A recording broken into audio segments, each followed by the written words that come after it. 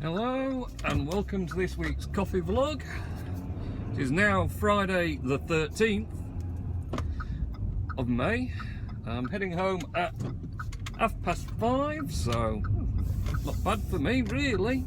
And this week it has of course been a test of endurance for me. Yeah, it's been the week of the Cafe Culture exhibition in London, so I've had to drive down on Monday, work at normal time, it's about 8:30 at work, and sorted everything out at work, and then 10 o'clock Monday morning set off down to London, 4-hour drive.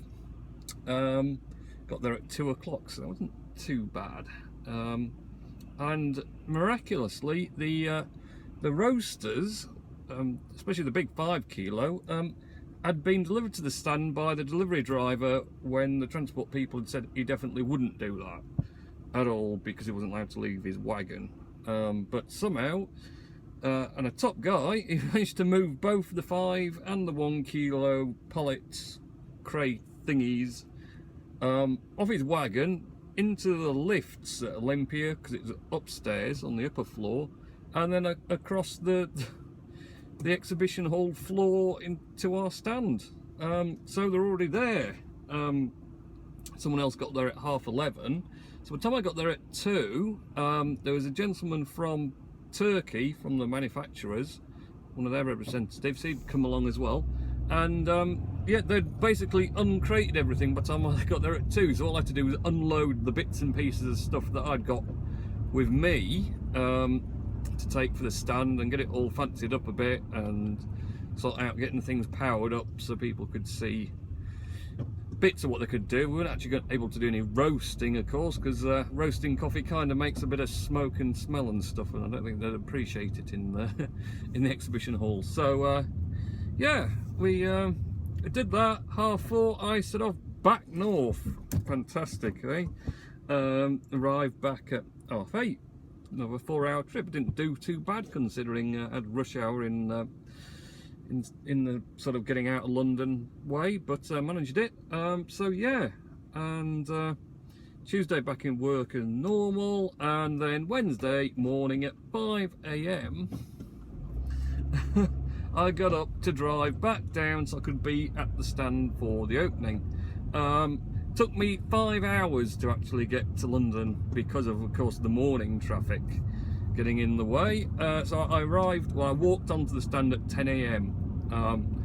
Apparently actually the exhibition opened at 9:30, so I misjudged that a little bit, but the good news is Atesh from Turkey, from the manufacturers, was because he was staying locally in London, he was there for when the stand opened, but you know, first half hour not a lot happens anyway. So managed that, did the day, lots of people looking at the roasters, lots of talking to them about how they work, what they do and everything else, so hopefully we'll get some good sales out of it. A lot of people taking photos with the roasters, selfies with the roasters, and just taking photos of the roasters because they look so amazing. A couple of comments that looked like a bit like a steam train in a fashion, but yes, a lot of interest, so it went well. Apparently I picked the best day because the day before some Turkish gentleman had turned up to berate with, in Turkish, the representative from Topa in Turkey, because they'd bought direct from Topa, being Turkish anyway, but I think they'd had a problem with something, and then the people at Topa hadn't really sort of helped them out with the customer support side of it. Now this is the sort of thing where we come in the middle, because you know, Topa isn't very easy to deal with, apparently, even if you're Turkish. So if you're English, you're going to have an even bigger problem. So yeah, we kind of liaise and troubleshoot, and with the amount of time I've worked with them now, I've built up a good knowledge of what can go wrong and quickly resolve it for people directly, rather than trying to sort of get hold of people in Turkey and work outside of it. So that's the benefit, one of the benefits of being with us. Apparently the other benefit from being with us, according to Atesh, is we're far too cheap for the roasters. We sell them for too cheaply compared to what Topa would sell them direct to someone. which, you know, it's nice of him to say we should charge more, but we offer good value, I think. I like to think of it that way anyway. So yes, it was a busy week. I can tell you now, from 10 AM Monday till right now, I have driven, sat in this seat, plodding along, 868 miles. Because at 5 o'clock on Wednesday, the exhibition closed then. We had to get wait for them to be returned because they've been away in storage. The sides and top of the crate for the 5 kilo and the whole pallet and crate for the 1 kilo roaster. They had to come back, and then we had to start rebuilding the crates, putting millions of screws in, which was fun, and getting everything into them and sort of packed up so it would make its return journey to us safely. So that took 2 hours in total, really. So I set off back from London at 7 o'clock on Wednesday night, and yeah, thought I'd get out of London fairly simply. I did have a godsend in on Wednesday. Well, it wasn't a godsend, but because on the Monday I'd headed round the M25 and along the M4 to get to the exhibition centre, which wasn't the quickest route according to the sat-nav. It wanted me to go via the sort of North Circular and the central London inner roads, which I hate travelling on. I hate London generally, to be honest, but I hate driving on the inner roads anyway. So I went, stuff you sat-nav, I'm doing M25, M4, because it basically, that brought you out pretty much there. You had to do no other little roads afterwards. I planned on doing that again on the Wednesday, but it was coming up on a gantry that there was severe delays on the M4 just before the M25. I was like, oh, I can't be doing that, as I was already pushed for time. I thought, right, I'm going to listen to the sat-nav, and I did the central London roads. Mostly all right. I do hate how London has this tendency for lanes to just disappear or become new roads and things, and it's just so confusing. You've got 3 lanes and you don't know which one to be in, because if you're left hand lane, suddenly that becomes the left turn, you go off. You go in the right hand lane, it becomes the right hand. You go in the middle lane disappears and the other 2 merge into you, and it does me head in. I don't know how people in London get on with driving around London, because it'd destroy me doing it all the time. I suppose you get used to where all the lanes do bizarre things, but so on the way back out, I ended up doing the same sort of thing round towards the North Circuit. I thought setting off at 7 be a bit quieter. No, it was rammed, and it turned out some of the biggest queuing was because somehow, I don't know how this works, on one of the slip roads off the North Circular, there was a Vauxhall Corsa. No, it wasn't a Corsa actually, it was an Astra, hatchback Astra, on 2 wheels side on to the slip road off, but it wasn't doing a stunt on those 2 wheels. It's being propped up by another Ford Estate, an old Ford Estate, or an older Ford Estate. Its sort of bonnet was holding up the middle of the underside of this Astra. So how on earth they'd come to this position? Because I mean, the Astra, if the Ford was going up the slip road like that, the Astra was that way onto it, so it was literally side on. So I don't know what he'd done or how they ended up like that, but of course it messed everything up because it blocked the slip road.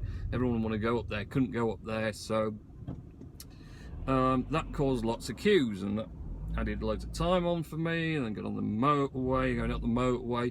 Then of course, aside from the fact that you've got loads of the variable speed zones, which have cameras in, which most of the time the cameras do run even when they don't have a variable speed on, so you can't exactly go sneaking too high a speed through those even when there's not a variable speed set. Then there's loads of 50 zones which have the average speed cameras, which lots of people still don't understand how an average speed camera works. Yeah, you can't just slow down for each set of the average speed cameras, because that won't work. There's people, they zoom through, and then as soon as the average speed camera up there in the road works, they slow right down to 50, so it won't get them. But it will, because it's average speed, it's your total speed through the roadworks, you fools. So all that speeding up and then slowing down for the camera makes no odds, because if you've done more than 50 I don't know, maybe it will go for 10%, so more than 55 through the total works, then it knows you've speeded because it's followed you all the way through. I've got this kind of theory, or what it relieves boredom, certainly when I was doing the night runs, that if you appear in a different lane every time you go through those average speed cameras, you may at least confuse them slightly and they can't work out your speed. Whether or not that works, I don't know, but it's kind of amusing just while you're trundling through motorway at night and there's not much traffic anyway, just to change the lanes randomly. So you're going through and you're in the inside, and then you go on the outside and you do the middle, then you maybe do the inside again, then the middle, then the outside, and just keep swapping and changing lanes.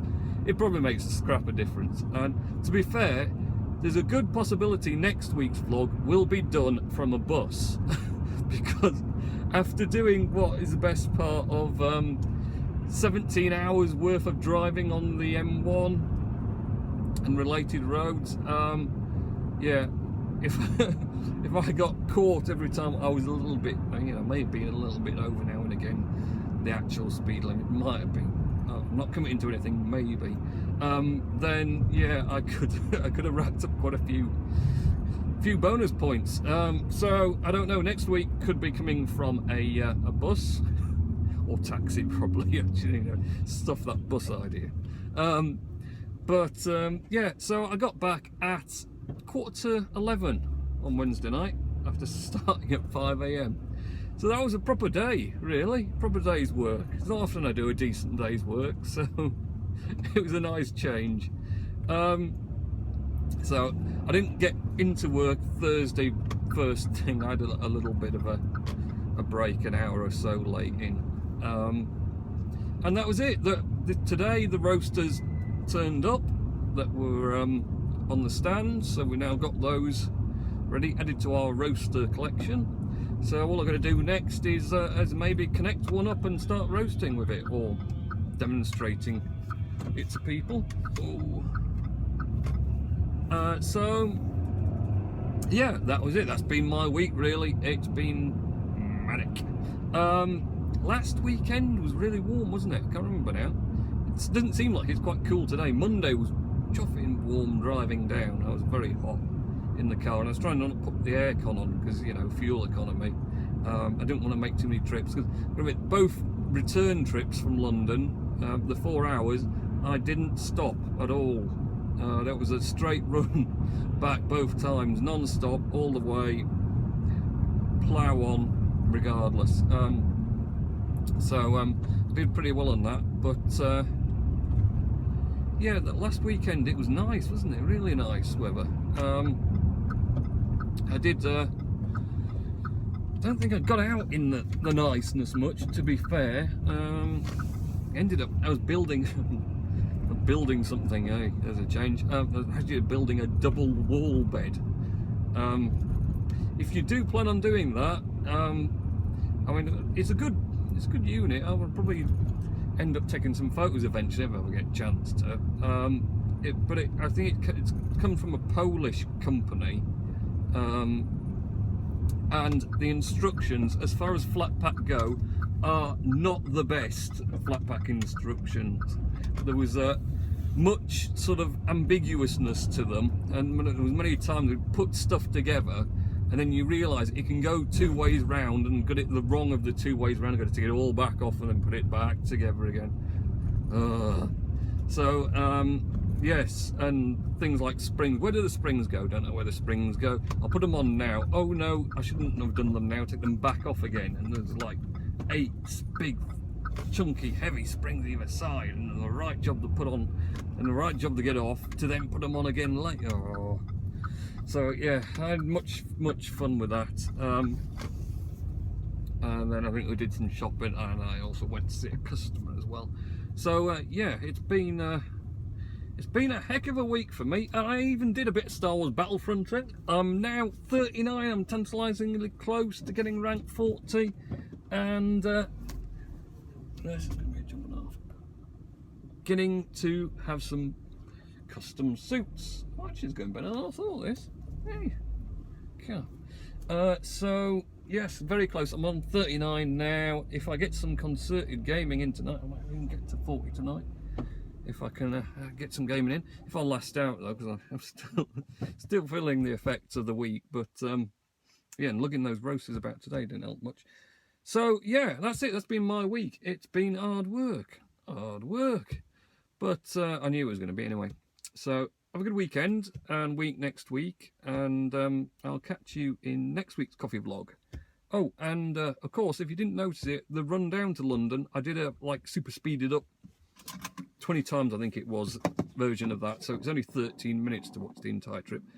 And it worked really well, actually, I thought. With it. Oh, what's he up to? Little sneaky man's here. He's coming to say hello. Hello! What are you doing? Come on! Right, I'm off because he needs me. Right, have a good week. I'll catch you in next week's coffee vlog.